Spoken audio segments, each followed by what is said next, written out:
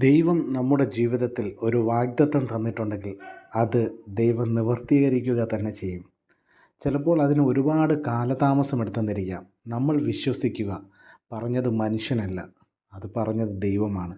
നമ്മുടെ ജീവിതത്തിൽ ദൈവം ഒരു വാഗ്ദത്തം തന്നിട്ടുണ്ടെങ്കിൽ അത് ദൈവം നമ്മുടെ ജീവിതത്തിലേക്ക് കൊണ്ടെത്തിക്കുക തന്നെ ചെയ്യും. ഒരിക്കലും നമ്മൾ നിരാശപ്പെടരുത്. ബൈബിളിൽ നോക്കിക്കേ, അബ്രഹാമിനും സാറായിക്കും ഒരു വാഗ്ദത്തം കൊടുത്തു. നിങ്ങൾക്ക് ഒരു തലമുറയെ ഞാൻ തരും. പക്ഷേ അതിന് എത്രയോ വർഷങ്ങൾ കഴിഞ്ഞതിന് ശേഷമാണ് അവർക്ക് തലമുറയെ കിട്ടുന്നത്. ഒരിക്കലും അവർ ദൈവത്തെ തള്ളിപ്പറഞ്ഞില്ല. ഒരിക്കലും അവർ ദൈവത്തെ മാറ്റി നിർത്തിയില്ല. അവർക്ക് ദൈവം കൊടുത്ത വാഗ്ദത്തത്തിൽ അവർ ഉറച്ചു വിശ്വസിച്ചു.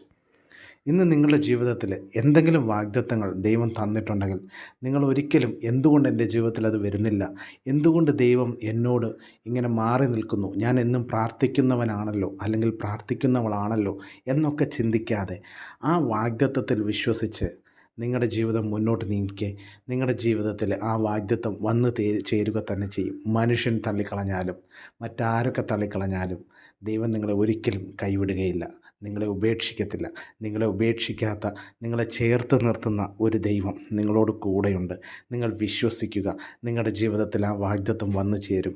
നിങ്ങൾ പ്രാർത്ഥിക്കുക, നിങ്ങളുടെ ജീവിതത്തിൽ ആ വാഗ്ദത്തം വന്നു ചേരും. നിങ്ങൾ ഇന്നു മുതലൊന്ന് വിശ്വസിച്ച് നിങ്ങളുടെ വിഷയങ്ങൾ എന്തു തന്നെയായാലും ദൈവസന്നിധിയിൽ സമർപ്പിച്ച് നിങ്ങളുടെ വാഗ്ദത്തത്തിന് വേണ്ടി നിങ്ങൾ ഉറക്കെ നിലവിളിച്ച് ദൈവത്തോട് അപേക്ഷിച്ചാൽ ആ വാഗ്ദത്തത്തിന് സമയമാകുമ്പോൾ ദൈവം നിങ്ങളുടെ ജീവിതത്തിലേക്ക് അത് കൊണ്ടുവരിക തന്നെ ചെയ്യും. നിങ്ങളെ ദൈവം ധാരാളമായി അനുഗ്രഹിക്കട്ടെ. ആമേൻ.